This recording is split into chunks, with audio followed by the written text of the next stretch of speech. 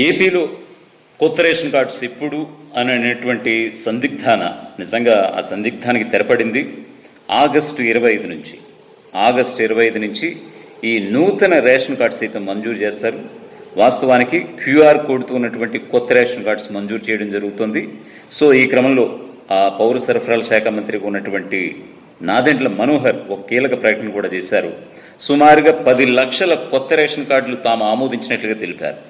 వాస్తవానికి గత 2024 డిసెంబర్ నుంచి మీరు నూతన రేషన్ కార్డ్స్ కోసం అప్లై చేసుకోవచ్చు అంటూ కూడా ప్రభుత్వమే చెప్పింది. అప్పటి నుంచి ఇప్పటి వరకు కూడా దరఖాస్తుల స్వీకరణ జరుగుతుందే కానీ ఎప్పుడు నూతన రేషన్ కార్డులు ఇస్తారు అనేటువంటి ఒక సందిగ్ధం అయితే నెలకొంది.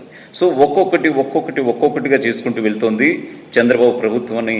సాక్షాత్తు సంకీర్ణ ప్రభుత్వంలో ఉన్నటువంటి నేతలే చెప్తున్నటువంటి పరిస్థితి. సో ఇప్పుడు ఆగస్టు 25 అనేది ఒక క్లారిటీ వచ్చేసింది, ముహూర్తం కూడా ఫిక్స్ అయిపోయింది. సో ఆ రోజు నుంచే నూతన రేషన్ కార్డులు ఇవ్వడం అనేది జరుగుతుంది. మంత్రి నాదెండ్ల మనోహర్ కూడా ఒక విషయం ఇక్కడ చాలా స్పష్టీకరించి చెప్పారు. సుమారుగా తమ వద్దకి కొత్త రేషన్ కార్డులు కావచ్చు, ఆల్రెడీ రేషన్ కార్డులో ఉన్నటువంటి మార్పులు చేర్పులు అంటూ కావచ్చు, ఇలా తమ వద్దకి సుమారుగా 17 లక్షల వరకు కార్డ్స్ వచ్చాయి.